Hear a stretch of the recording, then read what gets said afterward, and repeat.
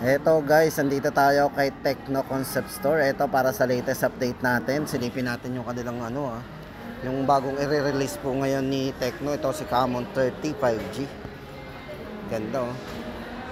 Sa ngayon nga lang guys, ito bali ma-update ko lang po sa inyo ay may pakita yung mismong dami unit, pero sa presyohan guys, ito meron siyang variant na dalawa pero wala pa pong presyo. Ayan. Pero yung mga specs guys, ito masisilip na natin yung mga yan. Ayan, para sa update natin, para may idea po tayo.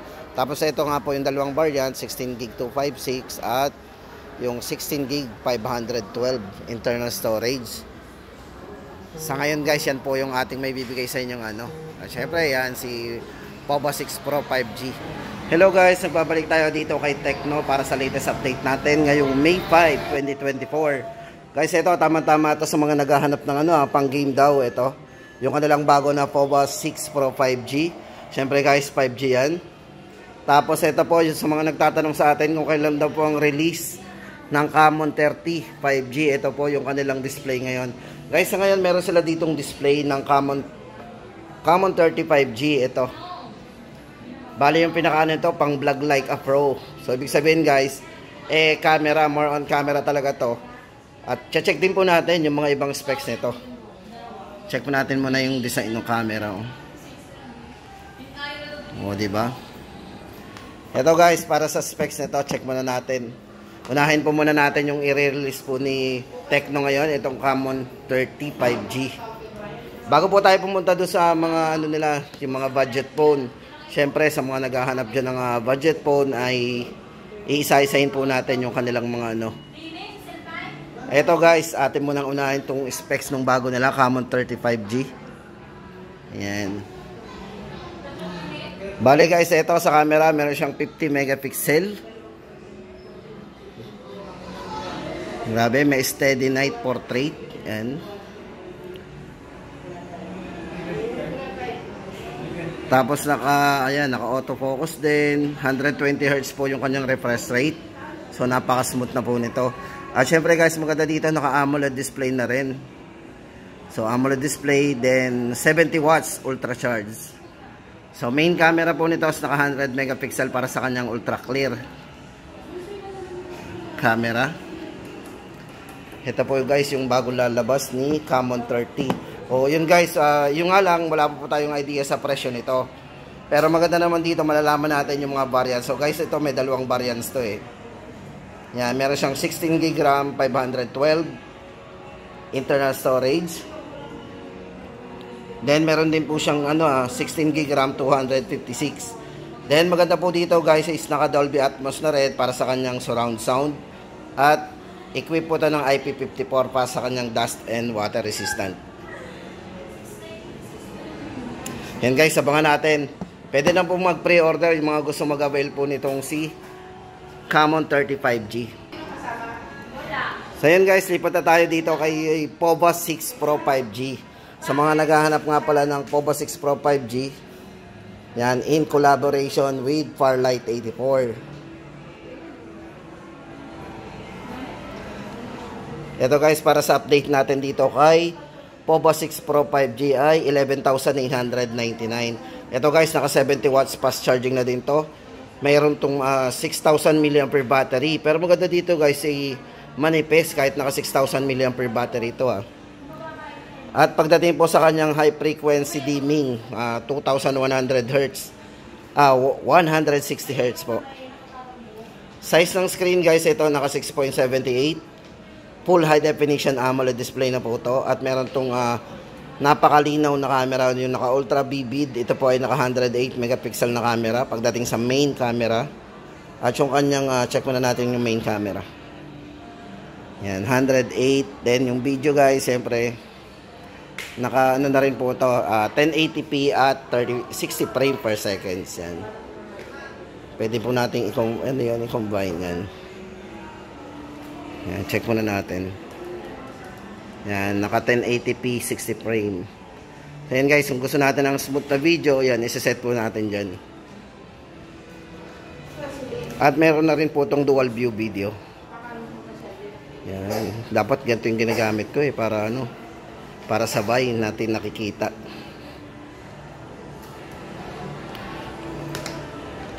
Yun guys, sa front camera nga pala, ito ay merong 32 megapixel para sa kanyang dual type LED flash. Yan, naka dual tone. Sorry, dual tone.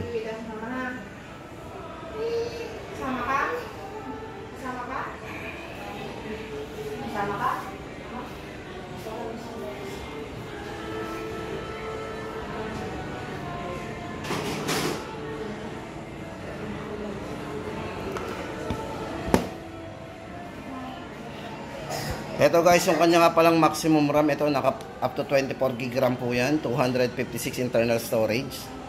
Bale original RAM po nito is 12. Yan. POBA 6 Pro 5G. Then guys, ito naman Spark Pro, Spark 20 Pro. Yan. Sa Spark series guys, ito yung parang pinaka mataas natin pagdating dito kay Tecno. Pero maganda dito guys, ito may dalawa tayong pwedeng pagpilian para dun sa kanyang 16 GB RAM 256, 7,999. At kung gusto natin na mas mataas ang RAM, ito lang pinagkaiba, halos yung RAM lang. 21 GB maximum RAM is 8,499. Nag-add lang tayo ng 500. Pagdating po sa chipset guys, ito naka MediaTek Helio G99 gaming chipset niya. Pagdating po sa size ng screen, naka 6.78, naka punch hole display na po yan, 120Hz refresh rate. Napaka smooth po niyan. Then naka 5,000 mAh battery, pang all day battery natin. Then naka 33 watts fast charging na din. 108 megapixel naman po pagdating sa kanyang main camera. Yan po, Tecno Spark 20 Pro. Yan, check po natin yung design para may kahawig po itong design na to. Alam nyo na po kung sinong kahawig nitong design na to. Security nasa side po. Yan guys, ulitin po natin ang price nito.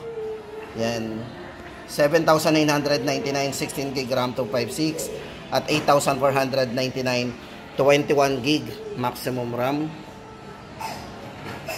Then guys, punta na tayo doon sa mga iba pong model po ni Tecno, yung kanilang mga entry level. O check na lang po natin yung mga box niya. Yan. Then guys, ito usapang budget po naman tayo dito kay Tecno Spark Go 2024. Ito po yung pinaka budget po nila. Pero maganda dito guys, may tatlo tayong choices pagdating sa mga presyuhan at yung kanyang variant. Ito, unahin po natin yung kanyang 3 GB RAM 64. Bale, ano naman to, extended RAM din. So kaya naging 6 po yung RAM nito. Ayan, bale guys, ito ay price nito ay 3,599. O yan guys, very affordable to. Naka 3 GB RAM 64, 3,599 po ang price niya. Yan, naka 90Hz refresh rate. So ibig sabihin guys, ito smooth na rin ang screen nito. At naka 6.6 size ng screen. Tapos naka 400% big volume po to ha. So ibig sabihin may malakas talagang volume to. Then side mounted fingerprint na rin, o yung side edge fingerprint po yung ginamit niya para sa kanyang security unlock. Yan. So same naman po ito guys. So check na rin natin. Same po yung specs nito. O, same na same. Tapos ito naman yung kanyang variant na ito yung naka 8 GB RAM, maximum RAM 8, tapos naka 64 din internal storage. Ang price naman po nito ay 3,699. Nag-add lang tayo ng 100. Tapos guys, ito, syempre kung gusto natin ng mas malaki internal storage at nabitin tayo sa 64 GB, Spark Go 2024 ay meron naman siyang 8 GB RAM 128. Price naman po nito ay 4,199. 4,199. Yan guys ang ating latest update do sa pinaka-budget na cellphone ni Tecno. Tapos ito guys, pakita ko naman sa inyo yung kanilang Spark 20C. Guys, good news kasi yung Spark 20C ni Tecno ay nagkaroon ng isang variant. So yun, kung nabitin tayo sa 128 GB, naglabas po siya ng 256 GB. Yun nga lang guys, hindi ko maano yung nagkaano yung kanyang RAM. Dito sa 128 po natin, ito yung original dati. Naka 16 GB maximum RAM yan, tapos 128. Ang price po nito ay 4,599. Yan, bali naka 4,599. Tapos yung bagong labas po nito, ito nga lang ay merong maximum RAM na 8. Pero maganda sa kanya, 256 po naman yung pinalaking internal storage. Yan, bali nagdagdag lang sa presyo ay 500. 400, ito, tama. Ito kasi po ay 4,999 lang. Yung 256 gig. O, di ba? So, mamili po tayo sa dalawa kung importante sa atin yung RAM o importante sa atin yung internal storage. Pero parehas naman po yung panalo. Yan. 4,999 at 4,599. Pagdating po sa specs and parameters guys, ito check natin. May nagtatanong nga pala sa atin ano daw po yung ginamit na chipset. Yan, check po natin dito ha. Pakita ko sa inyo. Ayan guys, ang ginamit na processor yan, hindi na mention dito. Ayun. Bale ay naka octa-core processor yung ginamit. Pero usually guys, ang ginagamit sa mga ganito is ano eh. Pag hindi mention ay Unisoc. Yan. Ito guys, check na natin yung kanyang specs. 50 megapixel po para sa kanyang main camera. Naka 90 Hz refresh rate. Para sa kanyang 6.6 whole screen. Then naka 18 watts fast charging na din with 5,000 mAh battery. At tuned by naka dual speaker tuned by DTS Listen. Spark 20C. Guys, tandaan natin. Spark 20C, naka 128, 4,599 at yung kanyang 256 gig, 4,999 lang, napakamura. Tapos guys, ito, punta na tayo kay Spark 20. Ito guys, affordable din to. Ito, for Spark 20 guys, ito naman ay naka 16 gig maximum RAM. Ito, para sa kanyang highlights, ito ay naka stereo dual speaker, DTS sound. Yan, para po sa chipset, ito ay naka MediaTek Helio G85. Camera, 50 megapixel po para sa kanyang main camera, 32 MP para sa kanyang glowing selfie. Yan. 16 gig RAM 256. Yan, stereo dual speaker. Size ng screen naka 6.6 po yan. Yan guys, para sa latest update po natin sa presyo nito, Spark 20. Ito po ay 5,599 lang, napakamura. Yan, 5,599. Then guys, ito update naman natin Tecno Spark 20 Pro. Ito guys, bale ng highlights po dito kay Spark 20 Pro, yung kanyang chipset, ito yung naka MediaTek Helio G99 para sa kanyang gaming chipset, tapos naka 108 megapixel po para sa kanyang main camera, 32 MP para sa kanyang glowing selfie camera, at meron siyang near field communication o yung NFC. Yan po yung ginagamit guys sa mga digital payment or yung mga transferring ng mga features natin, mas mabilis kung may ganun pong function yung mga phone yan. Ito guys, Spark 20 para sa kanyang specs, silipin po natin. Ito naka 400 big volume, stereo dual speaker, tapos 120 Hz po, napaka smooth ng screen ito. Yan guys, para sa latest price update natin dito, 7,999. O yan guys, kung may budget kayong 8,000, pwede na sa inyo tong Spark 20 Pro.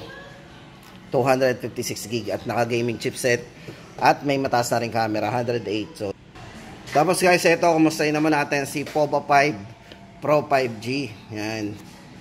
Sa ngayon guys, bali ang price pa rin ito ay same price pa rin, 9,999. Ayan, para po sa specs and parameters guys, para may idea tayo. Pagdating sa charging, naka 68 watts, ultra charge.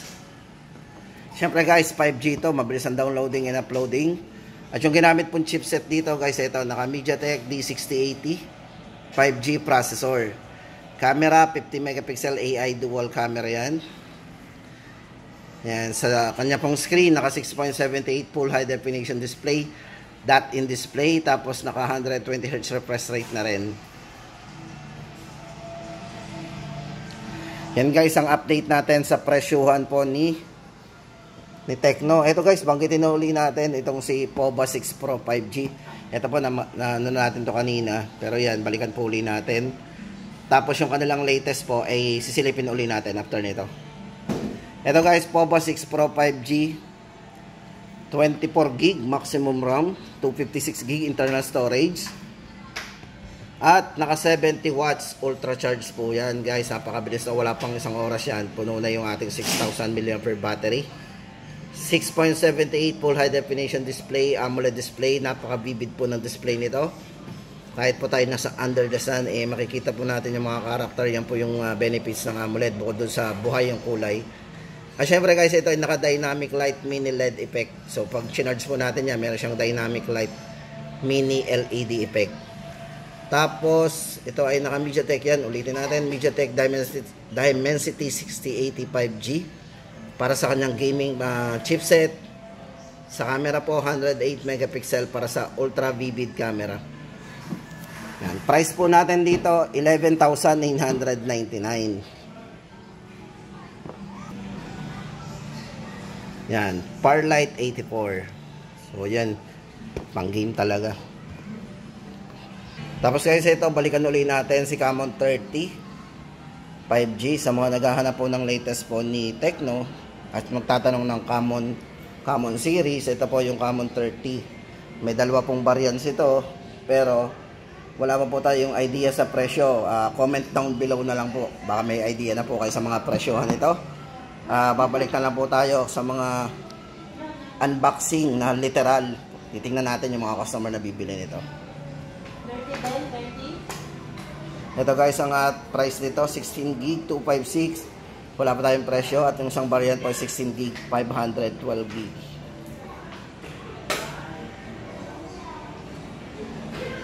Yan guys, dito nagtatapos ang ating update kay Tecno. Babalik po tayo sa mga susunod na araw kapag may mga nag-release na po ng kanilang Camon 30 5G.